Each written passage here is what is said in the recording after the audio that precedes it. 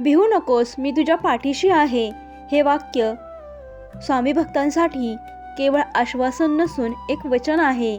याचा अर्थ असा आहे की आयुष्यात कितीही संकटे आली, जग विरोधात गेले तरी घाबरण्याचे कारण नाही. कारण प्रत्यक्ष ईश्वरी शक्ती तुमच्या संरक्षणासाठी सदैव तत्पर आहे. विश्वास ठेवा, जे तुमचे आहे ते तुम्हाला नक्कीच मिळेल. अनेकदा आपण हव्या त्या गोष्टी मिळत नाहीत म्हणून निराश होतो.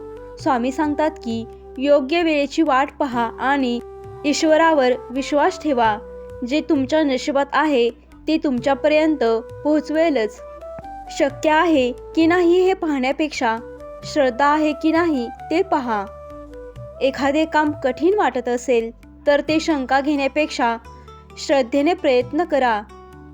जिथे श्रद्धा असते तिथे अशक्य गोष्टीही शक्य होतात.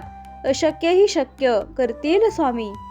कुणाचे वाईट करून स्वतःच्या सुखाची अपेक्षा कधीच करू नका. आपले कर्म हेच आपले भविष्य ठरवते.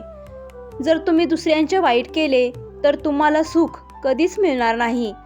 चांगले कर्म करत राहा, फळ आपोआप मिळेल.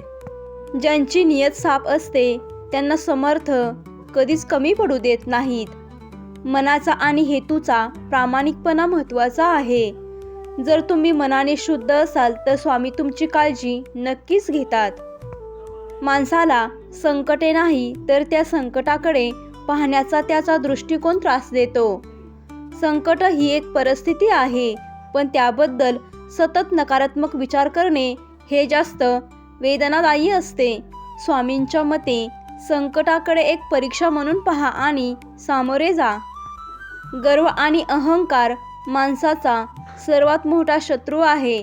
कितीही मोठे झालात तरी पाय जमिनीवरती ठेवा. अहंकारामुळे बुद्धी भ्रष्ट होते आणि असलेली कृपाही निघून जाते. स्वामी म्हणतात, तू फक्त कर्म कर, फळाची चिंता करू नकोस. कारण ज्यांनी तुला घडवले त्याला तुझ्या भविष्याची जास्त काळजी आहे. तुम्ही रोज सकाळी यातील एखादा विचार स्वतःला आठवण करून दिल्यास दिवसभर सकारात्मक ऊर्जा राहील. म्हणूनच स्वामी समर्थांचे विचार हे केवळ शब्द नसून ते जगण्याचे बळ देतात. कठीण काळात मनाला उभारी देण्यासाठी आणि सकारात्मक दृष्टिकोन ठेवण्यासाठी त्यांचे हे अनमोल विचार नक्की तुम्हाला मार्गदर्शन करतील.